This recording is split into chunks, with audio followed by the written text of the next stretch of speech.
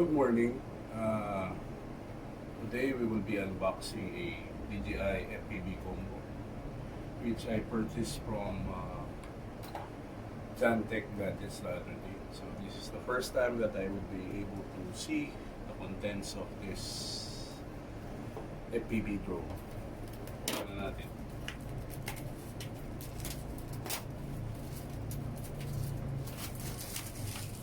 So by the way, for your drone and gadget needs, just check Tech Gadgets. This drone was sold to me at the discounted price of 63,500 as against other DJI suppliers, which I think sells this one at 65,000. Buksan na natin.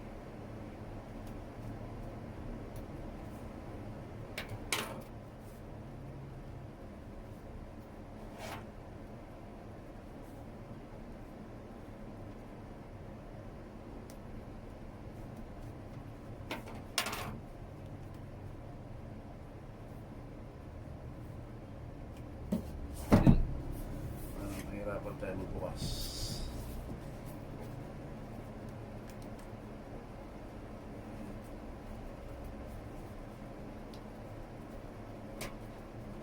Okay. So, in the box, wala. Ito pa pala dito sa kabila. Let's open this one. And the other side.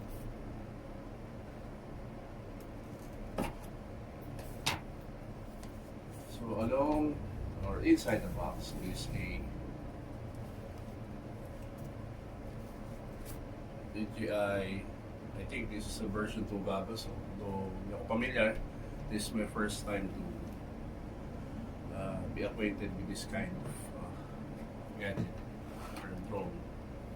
So DJI goggles, then the unit itself. Sabi muna natin to. Okay. This is the unit. It has a battery. So, stuck into place siya with lock. And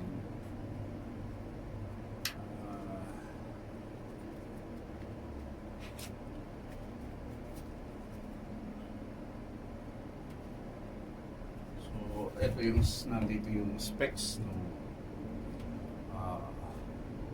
battery.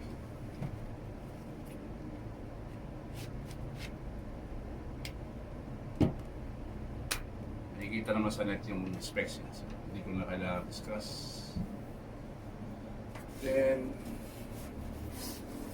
inside the box is a para siyang para siyang PS4 controller. So ano siyang antena, okay, and buttons. So, next time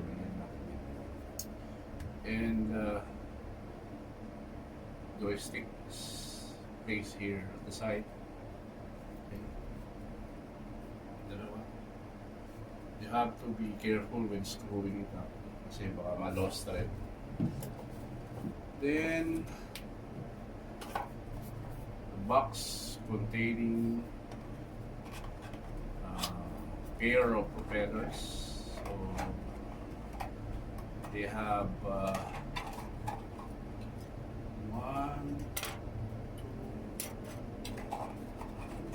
3, 4 propellers in one of the box. Again, this is I think coded. Okay.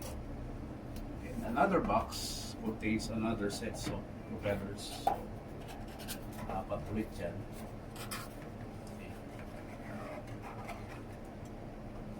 So this one is coded red and the other set is coded walang codes. Okay. Now, so makikita niyo naman yan pag once you are going to place here meron siya code. So first the red, sa red, and sa walang color is dito siya. So, same as the other DJI Drones. Meron siyang code. Then when I box again, okay. So turn muna natin to. Another box again. This contains the AC power adapter and the goggles battery. So before kasi, sabi nila yung goggles daw yung first version ng DJI, you have to place have a power bank. So ngayon, meron na silang separate na battery pack for the sa ano. Of course, although meron siyang charge, so you have to charge this before the first use. So buksan lang natin. So, sirain na natin siya dahil gagamitin naman natin. So ano siyang battery. Okay. So drone, goggles, 8 propellers, color-coded, the controller, battery, the power brick for the charger, okay. And of course another box again which contains the top shell, goggles antenna, goggles headband, cable, and manuals, right? Before you proceed to fly the drone, siyempre, always need the manual.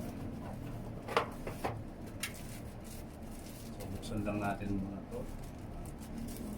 Gagamitin naman natin siya, so kahit sirain na natin. Ito yung sa band for securing the goggles to your head. And some cables, this is a USB, standard USB to Type-C cable. And this is the cord for the power brick. And meron siya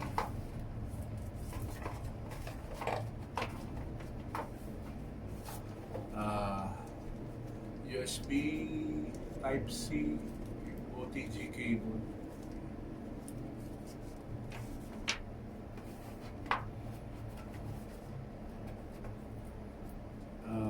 Meron siyang ang tawag dito. Ano bang pinipihit dito? Hindi ko pa siya nakikita kung ano ba yung pipihitin natin. Then another USB to this is I think the charger. So tabi na sets of manual.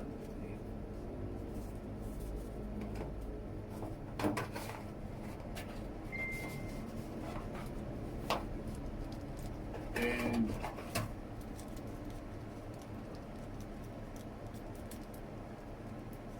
joystick replacement. Tapos ito nga yung sinasabi is a top shell. So ito kasi is pwede mo ilagay dito. So it's option na yan, may sticker pa. So, pag tinanggal mo yan, so, pwede mo dito lagay. Although of course dito pala yung pampihit natin. Kaya meron siya. And if you want to remove it, siguro for better visibility, kasi kulay itim to, so color green. Okay. And likewise, always place the gimbal cover if you're traveling para hindi gagalaw-galaw yung drone. So far, ito yung contents ng unit. Okay. So hopefully, I would be able to fly this drone in a couple of days after siyempre, trying to figure out how to operate the gadgets. And siguro yun lang muna. Thank you and good day.